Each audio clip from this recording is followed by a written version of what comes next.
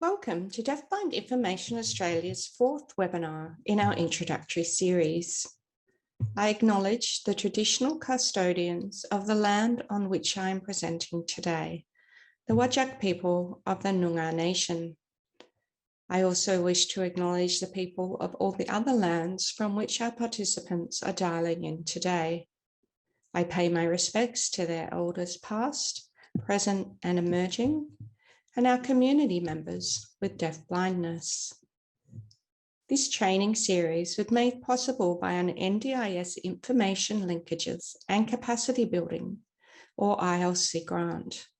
My name is Melanie Robertson. This module is titled Congenital Deafblindness, Overview of Services and Strategies. Project Team. It was developed by myself and Emily McDonald, project officers and deafblind consultants. I am a practicing speech pathologist and Emily a practicing occupational therapist. This project is managed by Meredith Prain. Training modules. This presentation is part of the introductory series following on from Introduction Deaf, Hard of Hearing, Introduction to Vision Impairment, and Introduction to Congenital Deafblindness. Module Overview.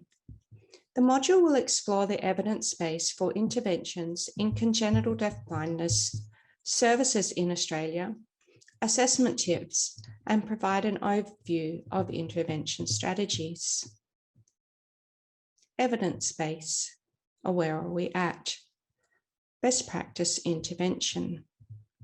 Farrell and colleagues in 2014 made a number of recommendations for supports, services, and interventions for students with deafblindness. They concluded it was insufficient to have team members with expertise only in visual impairment or only in deafness, as compensatory strategies in deafness often rely on full vision, and vice versa. Strategies for vision impairment often rely on full hearing. So many of these strategies are not helpful in deafblindness. Strategies from the field of blindness and low vision and strategies from the field of deafness may, at times, be useful for someone with deafblindness. However, two single sensory mindsets cannot be added together to come up with deafblind interventions and strategies. Therefore, the recommendation is that deafblind specialist services are needed to support service team members. In addition to this, within each team, at least one regular member is needed who has knowledge of the impact of deafblindness and of deafblind communication methods and teaching approaches. The report's second recommendation addresses the diversity of the deafblind population, which creates a need for considerable time and resources to be put into developing descriptive documentation about the individual and the individualised approach to their needs and skill and concept development. Thirdly, in teaching environments, student groups must be small enough to allow the person with deafblindness to access information, engage in the lesson, and receive feedback about their responses. Even for those with quite functional hearing and/or vision, small groups facilitate more effective communication. For example, locating the person communicating is less difficult in a small group. Communication distance is reduced, as is background noise and visual clutter. Those who rely on touch for access to the environment, learning and communication may need one-on-one support for most of their day. Evidence-based practice. The level of evidence for these practice recommendations is at an emerging level, and there is still need for research. Predominantly, professional literature written by experts in the field who have classroom, therapeutic, and administrative experience is used as evidence to support these practices until research has been conducted that can provide additional guidance or suggest different practices. Communication is one of the more developed areas of research in the field of deafblindness. There is a rapidly growing body of evidence that communication partners can improve the responsiveness and turn-taking of children and adults with congenital deafblindness. The congenitally deafblind population is small, but within it, there is also great variety. People with congenital deafblindness are all different. They have different degrees of hearing and vision. They use these and their other senses in different ways. They have all different causative diagnoses, often have a range of medical conditions and other disability, and all develop at different rates and in different ways. This is challenging when trying to apply research findings to guide any individual's intervention strategies. This is also a challenge for researchers who should be mindful of providing detailed descriptions of their research participants so that practitioners will be better able to determine if the findings are relevant to the people with deafblindness they are providing services to. Services, requirements and supports. Deafblind specialist supports. What does this mean for any service providers? In addition to a generalist allied health, medical or education team, provision of the following will ensure a tailored approach to the deafblind specific needs of the individual. Consultant in deafblindness. In Australia, this person has an allied health or teaching qualification and has either worked and or studied over a number of years in the specialised area of deafblindness. They have knowledge of sensory impairment, deafblind communication, orientation and mobility, assistive technology, counselling and advocacy.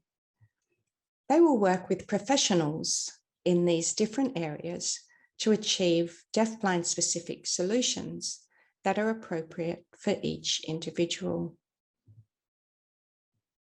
Communication guides are support workers with training to develop specialist skills to support someone with deafblindness in daily life, including guiding someone safely to where they want to go, helping them access environmental and other information, and facilitating successful interaction and communication.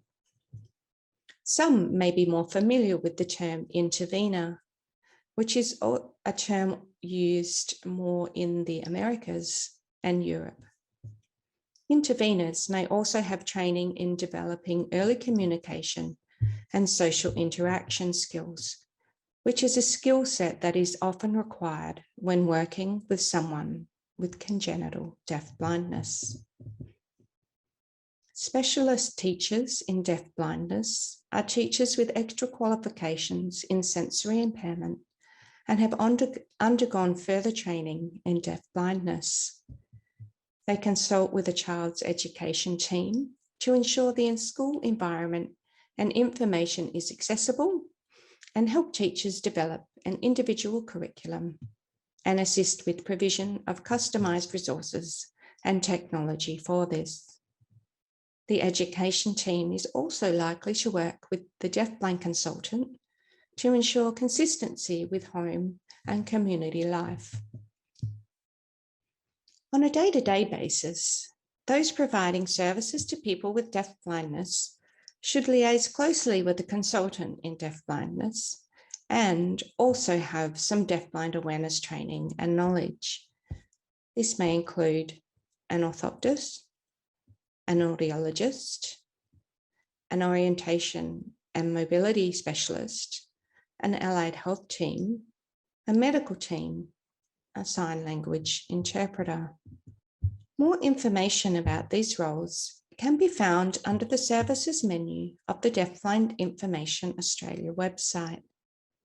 The image on the right of the screen is a screenshot of the services available to people with deafblindness under the NDIS page of the www.deafblindinformation.org.au website.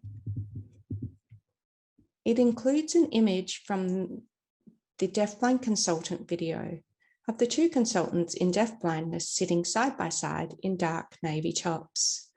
To the right of them is an Auslan interpreter framed against a dark background. Assessment. This section of the presentation guides your thinking about how you may need to adjust your assessment approach when trying to gather information about someone with congenital deafblindness, and help you self-analyze whether your existing approach to assessing in your field will provide helpful information or guide you in developing helpful solutions or outcomes. Assessment is more often pre-linguistic, which means you may not be able to ask questions or give instructions to the person.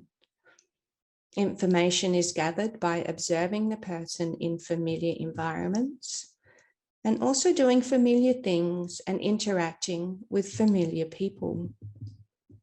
Descriptive information is also gathered from these people through interview and questionnaires. Standardized assessments are often not helpful in guiding you to valid conclusions or useful intervention strategies. While observing the person with deafblindness is important, equally important are the actions and interaction of the communication partner and the characteristics of the environment, such as the lighting, the visual and acoustic characteristics, and the layout of the space. For representative function, in addition to these considerations, to get a broader perspective of the skill set and development of a person with deafblindness, the following are some suggestions of situations to observe the person in: alone, with a familiar person, with a familiar object, with a familiar person and familiar object, and in a familiar routine, according to your profession. You can think about what skills and functions are present. Is this a familiar enough situation for the person to demonstrate their skills and knowledge? If using standardized assessment, how much does each test item depend on hearing and vision? How much does your interpretation of responses and behavior come from a socially normative, sighted, and hearing perspective? For example, if someone mouths objects for prolonged periods, does this indicate low sensitivity in the mouth and sensory-seeking behavior? Or does it represent a very valid way of determining an object's size, texture, density, taste, smell, sound, or vibration characteristics when you can't see or hear particularly well? If someone stares at something for a long time or spends a long time visually exploring something, do we question their need to look? Why, then, would we question someone's need to explore something in ways that don't rely on hearing and vision? If a congenitally deafblind person doesn't turn to locate a sound, is this because they haven't heard it? Or is this because turning to the sound gives them no further information as they can't see the source of the sound? Sometimes we may not discover precise answers to our assessment questions. However, during the course of observation, it is important to explore whether no response or an unusual response is telling us the same thing as the standardized assessment tells us about a person with hearing and or vision. Let's now look at some cited examples in literature on congenital deafblindness. These examples come from the 2013 resource by Damon and Worm on congenital deafblindness. This next slide with the title, "What is Happening?" shows a man sitting in a ball pit filled with coloured plastic balls, which are about the size of tennis balls. He holds a red ball on his cheek. It sits just below his left eye and rests against his nose. What if this man repeatedly picked up balls and held them against his cheek and nose? What if this man seemed to look around him and you had previously seen him find his way into the ball pit? How would you interpret his behaviour with the balls? What if you didn't know he had a vision impairment? What if you didn't know his level of hearing? What conclusions might you make? Gerard, case example. Next, there is Gerard, who is completely deaf and blind. He communicates through sign and tactile symbols. When Gerard is sitting alone on the couch, he is always busy feeling something: the sole of his shoe, the light switch behind him, or his stomach and torso. When caregivers tap him to encourage him to do something, like drink his tea, he will often bite hard on his thumb. When drinking tea, he clamps the cup in his mouth, leans his head back and blows. This is a deafblind consultant's interpretation of these actions. When Gerard is left alone, he requires information and stimulation. The constant touching provides this. He can find out a lot about where he is in space and what is around him by doing this. The thumb biting is not explored in this example, as it is quite a complex behaviour. My own preliminary questions might be something like this. What are people's thoughts about Gerard's emotional state before, during, and after thumb biting? Does he know or understand the social significance of biting himself? Can we automatically assume anger, extreme distress, or a desire to hurt oneself if he has no social norm to guide this behaviour? How useful has thumb biting been to him in the past? Has it gained him attention, interaction, food, or resulted in others providing him pleasant experiences? Is there any neurological or historical information to suggest Gerard does or does not experience pain or react to pain in a typical manner? Does Gerard bite his thumb because the carer's touch is not communicating anything specific? And until he knows what is happening, he will bite his thumb until he feels more relaxed or sure about what is happening. Are there other situations during which Gerard bites his thumb? With regard to Gerard biting and blowing into his cup, by copying this behaviour, the team around him found that this was not stereotypical behaviour, but rather functional. Blowing produces air circulation and tells you how much liquid is still in the cup and how hot it is, without having to stick your fingers in it. The next case example is Els, who is a 43-year-old woman with a severe vision impairment. Caregivers call all residents to dinner, and during the week, Els responds to this, but on the weekend does not. On the weekend, she has to be collected by a caregiver. Observation of Els at meal times during the week and on the weekend revealed that her appetite does not change. However, there is no one sitting next to her on the couch on the weekend because the person who normally sits next to her spends weekends at their parents' house. This means that on the weekend, Els has no way of knowing it is time to get up and go to the dining room. Els, unlike the other residents, cannot benefit from the auditory information because of her deafness. Els' limited vision also means that she cannot observe the behaviour of others at a distance. Close by, she can see and also feel the movement of the person sitting next to her on the couch. This experiential knowledge, combined with other indications like the smell of food and the order of events, lets Els understand that it is dinner time Time for dinner, when she sees and feels the resident next to her get up. When that person is not there, this final bit of information is unavailable. The final example is Bianca, a deaf and partially sighted woman who went shopping with her caregiver. She can see large gestures and is responsive to touch signals. Bianca is pushing the trolley while shopping. The caregiver accidentally bumps the trolley and Bianca turns to exit with the trolley. Caregiver signs, "No, wait." Bianca starts hitting her head. The shift notes on that day read, "Bianca was not interested in shopping today."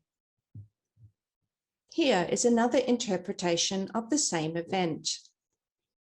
Bianca held tight to the shopping trolley while the caregiver fetched a product from a low shelf. While doing so, the caregiver bumped into the trolley. Bianca understood this as a signal to return to the community home and started walking back with the trolley. The caregiver sign stopped her and made a gesture in front of her face. "No, wait." This message conflicted with the touch information she had received. The bump against the trolley, time to go home. Bianca began to panic and started hitting her head. Strategies. Overview.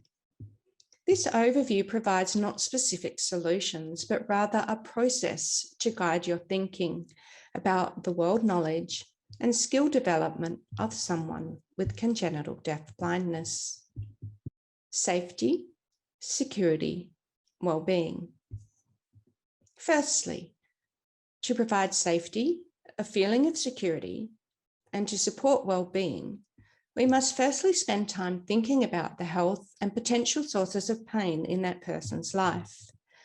Take courage to engage the child's doctors in conversation about your concerns and share your perspective. So often, people with congenital deaf blindness come into the world with medical and neurological complications, with health and comfort sometimes taking a long time to achieve. A person, even a very young child, must be given the opportunity to be a part of what is around them, and this takes thought and planning, as usually we would be relying on that person gaining this information by looking and listening. With limited or fragmented hearing and vision, this is much harder to achieve, and carers need to be more mindful of how experiences we would usually look at or hear can be adapted or brought into the learning space of the person with congenital deaf blindness. Touch becomes a more significant learning tool and may remain an important avenue for gaining information for the duration of their life. Routines because of their predictability, can provide a sense of security about where someone is, what time of day it is, and what is happening next. This can be useful when memory and/or communication is limited. However, routines should be used as an aid to, but not a substitute for communication and interaction with a person. There are many forms of deafblind communication, and the process of determining the most appropriate for an individual can sometimes be a long one, and with many not reaching the stage of achieving formal language, such as signed, spoken, or tactile language forms. The foundations of communication are important to establish and are often overlooked in the hurry to develop or introduce some form of language. Whereas an infant with full vision and hearing will engage a caregiver with their eye gaze, facial expression, and the sounds they make with their voice, an infant with deaf blindness may, for example, be more reliant on body movement and a caregiver responding to this with touch and a body movement of their own. Establish interaction. The interaction partner's first task is to pause and observe the whole body of the person with deaf blindness. Pausing not only provides a good opportunity for observation, the person with deaf blindness also has a chance to settle, think, and initiate some action or sound. Learning they can do something that captures the attention of another is an important early communication skill. Once you have identified an action to respond to, then you must think about how you can imitate that action back to the person with deaf blindness to let them know you have noticed them and noticed what they are doing.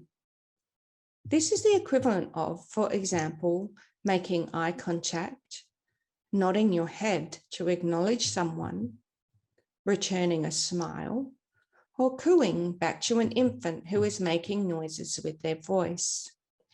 This also teaches the idea that what they do has an effect on others. Others notice this and notice them and respond.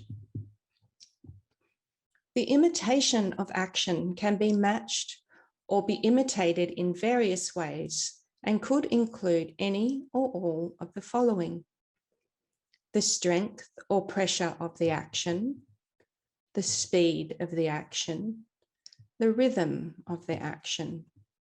These concepts may seem a little abstract at first, but trying them out and experimenting will help your understanding of them and help you observe through the lens of congenital deaf blindness.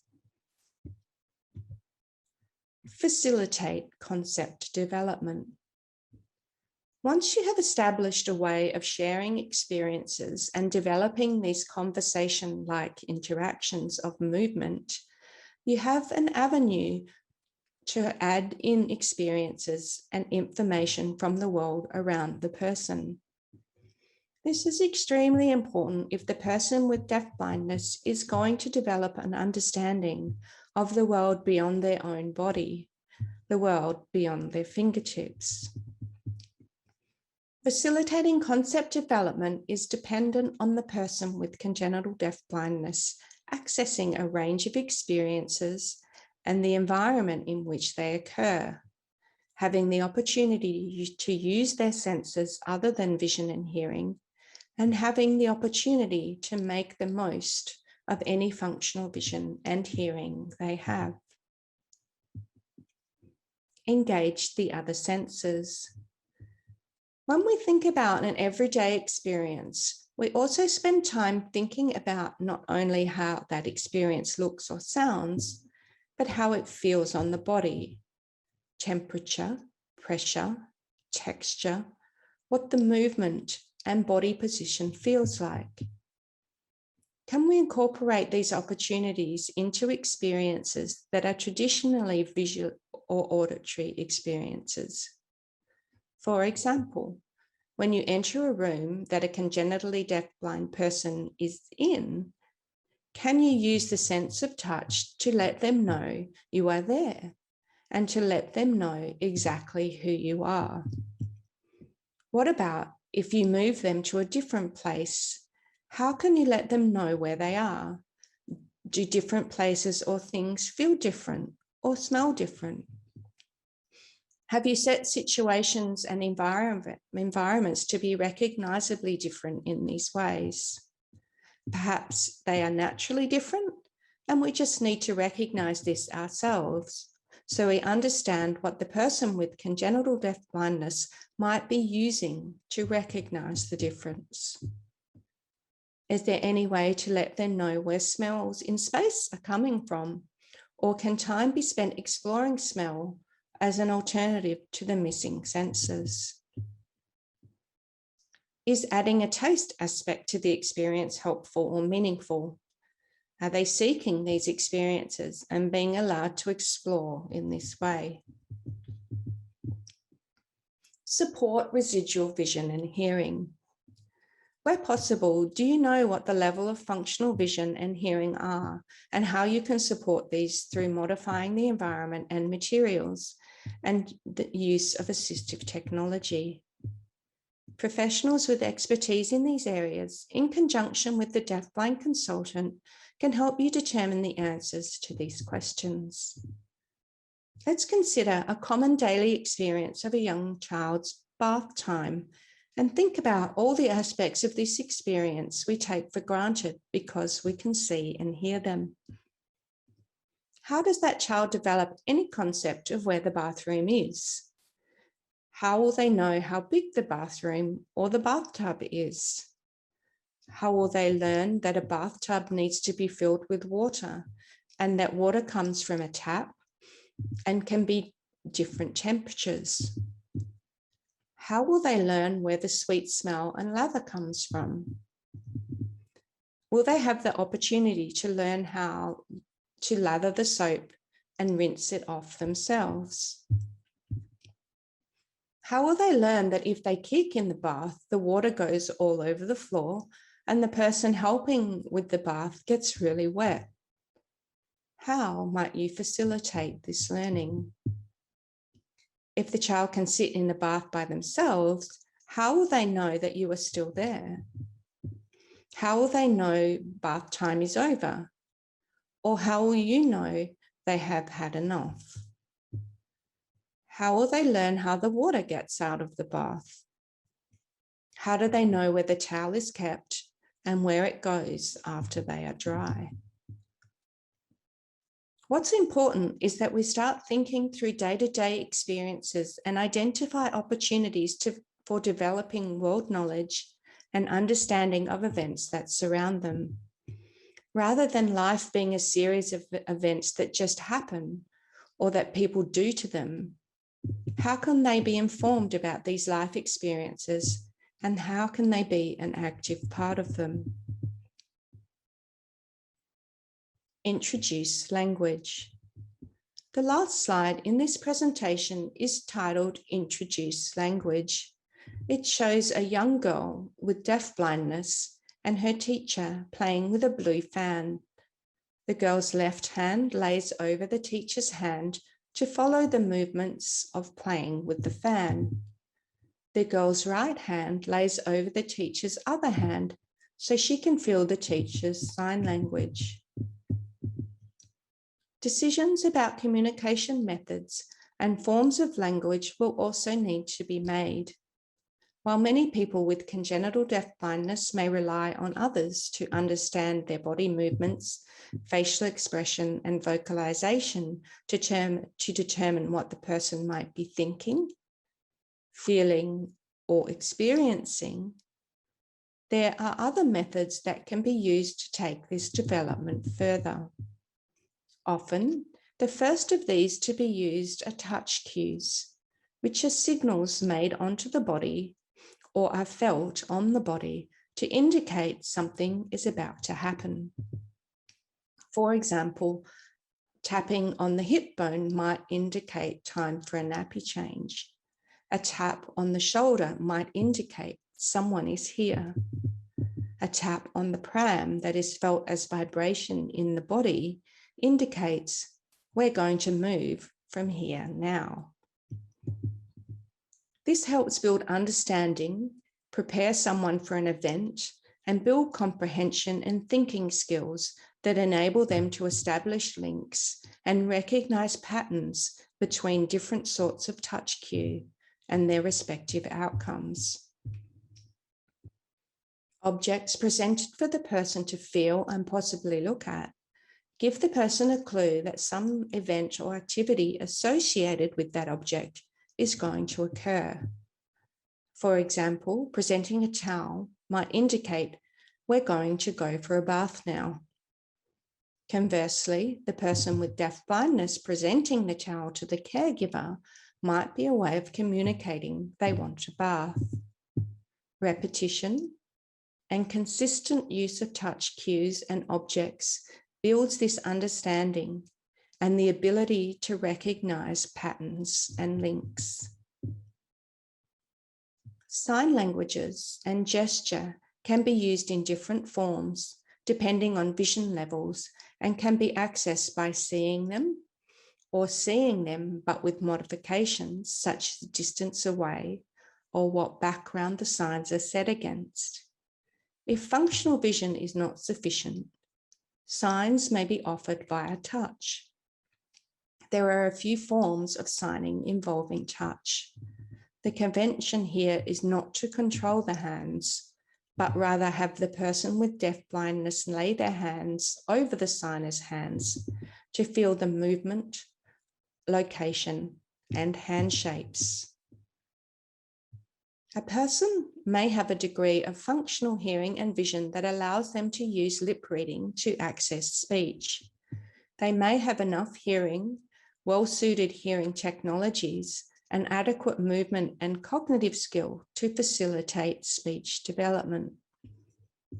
With adequate vision or the right sorts of modifications, pictures and other symbols can be used to represent words and language.